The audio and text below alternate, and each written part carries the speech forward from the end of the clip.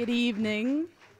I'm not used to being on stage with my clothes on, so I usually take this opportunity in front of an audience to strip, which is what my story is about. It's about burlesque. It takes place about 6 years ago. It's the story of how burlesque came to Taiwan. Now, if you've never seen a burlesque show before, well, neither had most Taiwanese. But lucky for them, I had just moved there and saw great potential and fresh opportunities to unleash the perverse masturbatory striptease performance art I'd been mastering for several years prior. It began in Halifax, Nova Scotia, when my girlfriends would come to my teeny tiny bachelor apartment and we would drink way too much red wine and somehow end up choreographing dance routines to our favorite music that involved an element of striptease and humping giant exercise balls. Which happened quite naturally because my apartment was so tiny that I had an exercise ball in there and somebody would always be sitting on it. And it had little massage nubs that if you sat on it long enough would hurt your ass, so you just kind of start to do this to relieve the pain. And we noticed how erotic that looked. And, you know, when utilized creatively, a giant exercise ball can be quite sexy. So one of us had the great idea that we should be the next best thing to happen to the Halifax Burlesque Society. Although none of us had any experience or real knowledge of what the fuck burlesque was, we strolled into the next meeting and announced ourselves as the Cherry Bomb Squad. And for some reason, they let us into the next show. The next night, on girls' night, in my tiny bachelor apartment, there wasn't one, but 5 giant exercise balls. And we drank way too much red wine and did the same thing we always did, but now we had a mission. We were choreographing a burlesque routine, and we were going to fucking show it to everybody. We were going to be the best. And I don't know that we ever actually rehearsed the whole routine. We were just fucking with each other mostly and having fun. And the night of the last show that we did, everyone was kind of nervous because somehow we got out of rehearsals with the Burlesque Society, so they never really knew what we were going to put on stage. But when we got on stage, everything aligned and we rocked it. We were amazing, not because we were good or talented or really unique in any way, but because we entertained and because we laughed at ourselves and mocked ourselves, and I was hooked right away.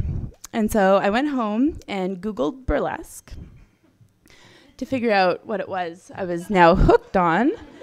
But no matter what it was, by definition, what it was for me was something very raw, something that had to do with a lot of fun and my friends and exhibitionism and everything that I loved.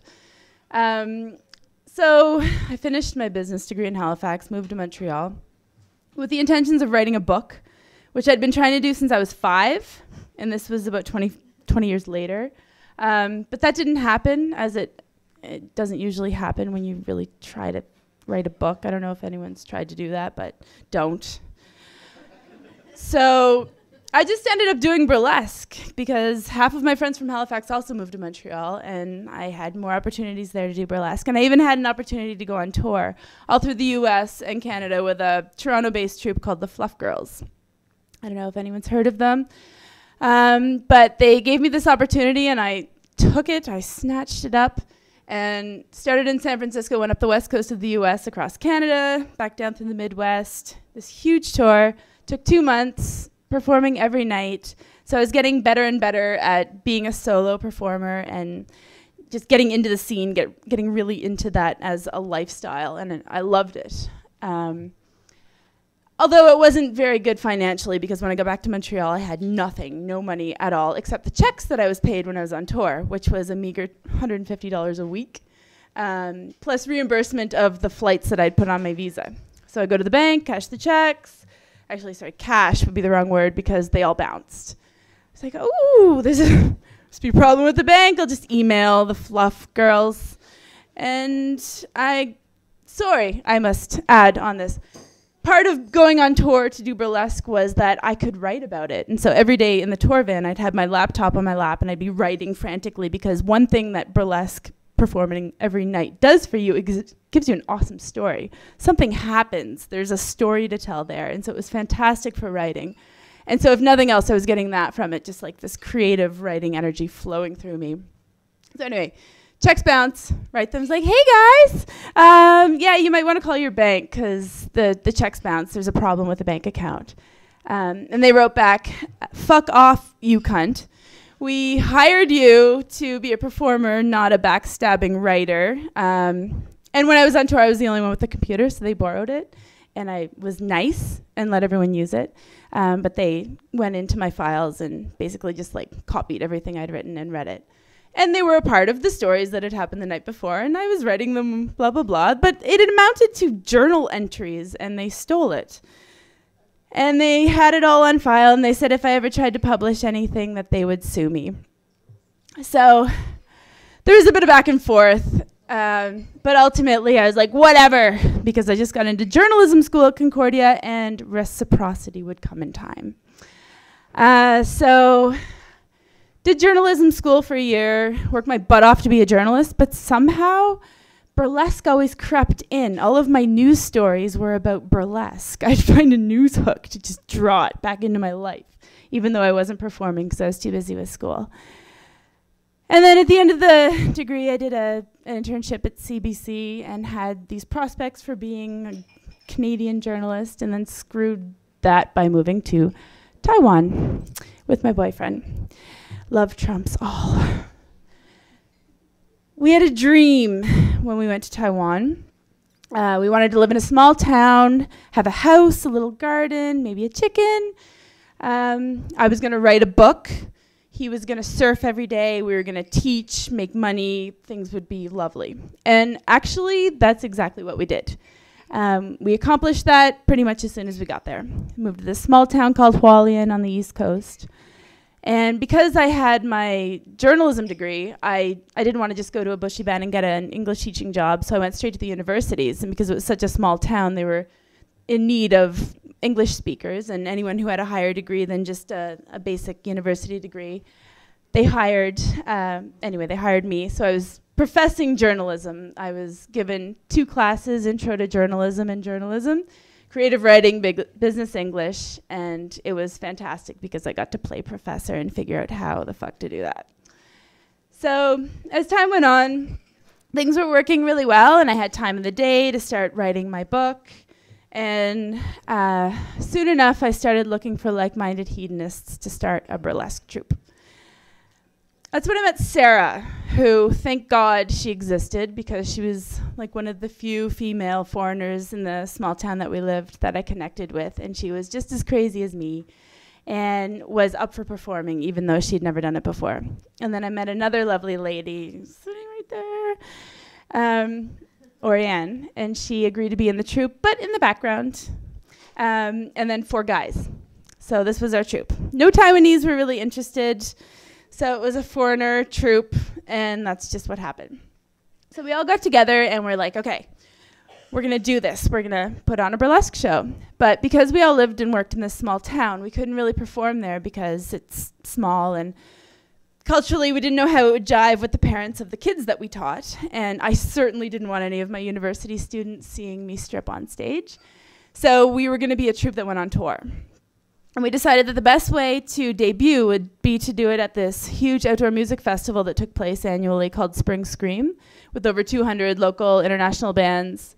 And we'd have a huge crowd without fail. And so we figured out what we needed to do to apply to get into Spring Scream. And we got our application together. But that meant we needed to do a photo shoot, which we did in the jungle. We climbed banana trees in our underwear. We needed to make posters, which we did, and posters for shows we never did and bars we never went to. And we needed some press, so I wrote an article for the local English magazine about ourselves. And we needed a demo, so we got together our troupe finale, and we rehearsed the fuck out of it, a big creepy zombie orgy, and filmed it, sent it in as a demo, and they let us in to the festival. So we debuted there, and to be honest, we were just so busy getting everything together, so stressed about performing and putting on a show, that we didn't have a whole lot of fun or enjoy the festival, but the show was a success. We did really well. Sarah did a reverse strip. I did my masturbating workout girl routine. My boyfriend at the time, Adam, did a sex education where he had flipboard posters showing how to give a girl an orgasm that was translated in Chinese. And so we had some fun acts in there, and it worked. So we realized Burlesque was going to fly in Taiwan, and we were going to be the premier troupe because nobody else had been doing it there, and we had a niche. And then shit just got weird. Our next show I managed to organize through the editor of the magazine that I wrote the article for, and it was an hour up the coast in this little town called Lodong. It was a small bar, and it had a foreigner owner and a foreign crowd that would often go there. So we were sure to get a crowd, and everything seemed to be okay up until the moment we got there and climbed the stairs to this bar on the second floor, and there's posters of us on the walls. We're like, yeah, we're here. We go up, and the Taiwanese bar staff have no idea who we are or what we're talking about. And we're trying to mime like what we're going to do, and they're just giggling. And then the manager comes out, and he's like, oh, yes, in broken English, yeah, but the bar was sold. And, you know, we don't have to honor the booking, but we're going to. And the booking included accommodation and expenses, which was really exciting for us because we never made any money or covered any costs doing burlesque before. And so we're like, okay. So we start setting up, and it's kind of frantic because there's no stage. It's just an extension of the floor and an L-shaped seating arrangement. So we put up this big tarp for a backstage that we need, and like our room divider, and Sarah and I get ready. And then the manager is like, actually, you're going to have to take that all down. We have a band that's going to go on before you guys. So instead of starting at 9:30, he's like, you're going to start around 11. We're like, okay, whatever. We drank some whiskey, took it all down, took a deep breath. And then this Bon Jovi cover band started to play. The Taiwanese love Bon Jovi, like love them. And so they started to play, and it's 11 o'clock, and we're trying not to drink too much. We've got a show to put on. And manager's like, yeah, another hour. I'm like, okay, more whiskey.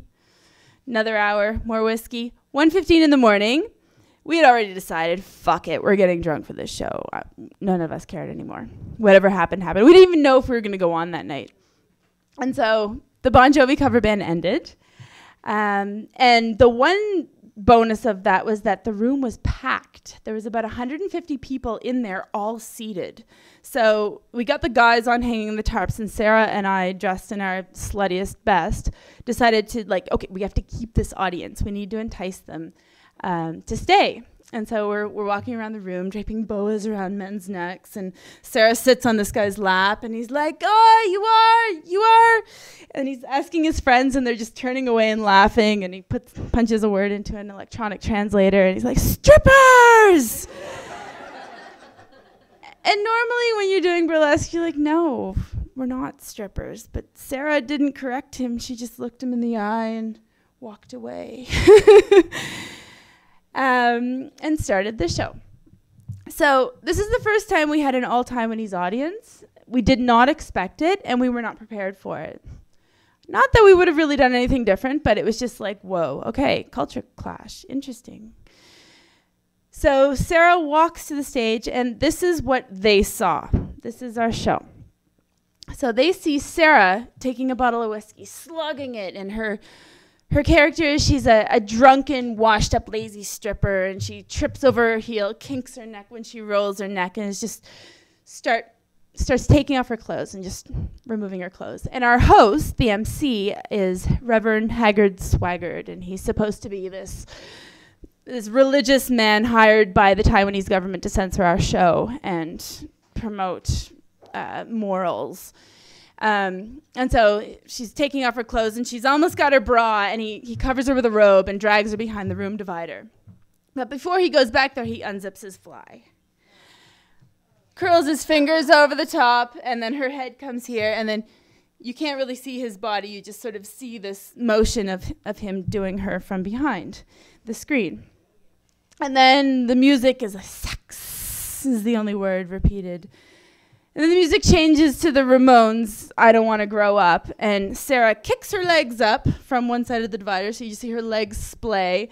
And then I roll out dressed as a giant baby, as does my boyfriend. And I made these giant diapers out of cushions, huge diapers, little bonnets, and super creepy. Giant babies, and we're sucking our thumbs, and then Adam knocks my hand, and my hand goes down into my diaper, and I learn how to masturbate as a baby, and then Sarah rolls a big exercise ball to us, and pat it, and then suddenly that turns into me stripping out of my baby costume into masturbatory workout girl. And and the whole time, the audience is just like not even moving, just eyes widen, mouths hang, but like unaware of their expression, I'm sure.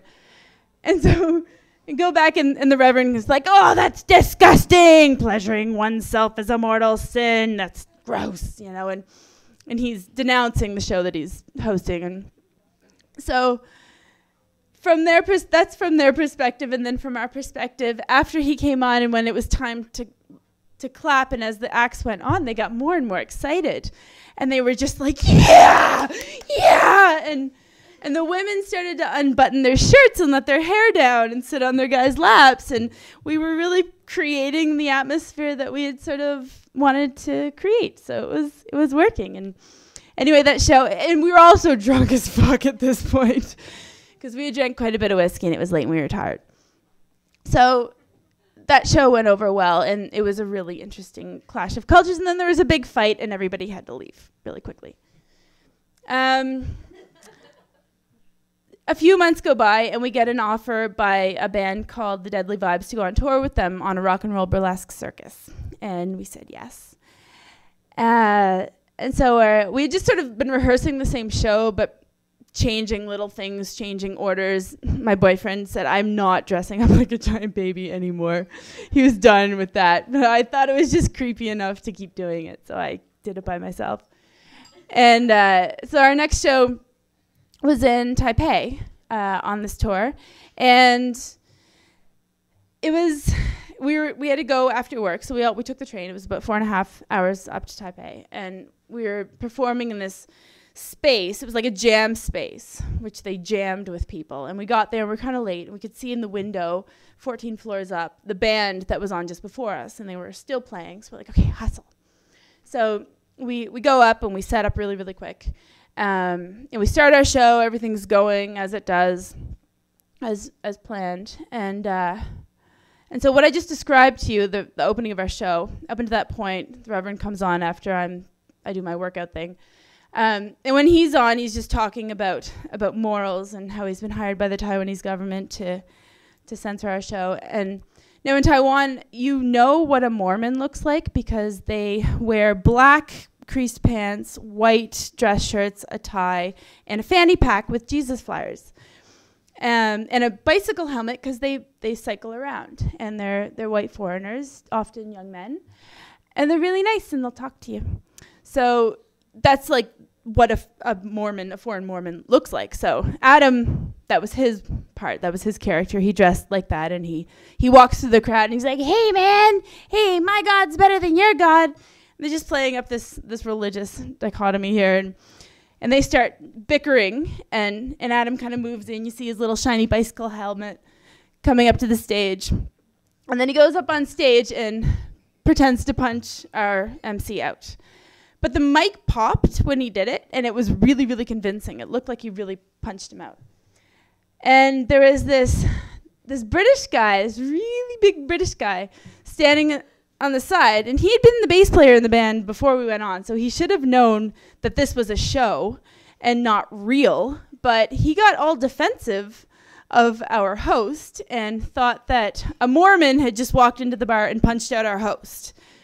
So he strolls up onto the stage and punches my boyfriend in the face 2 times, really hard. And he's in such shock that he does this.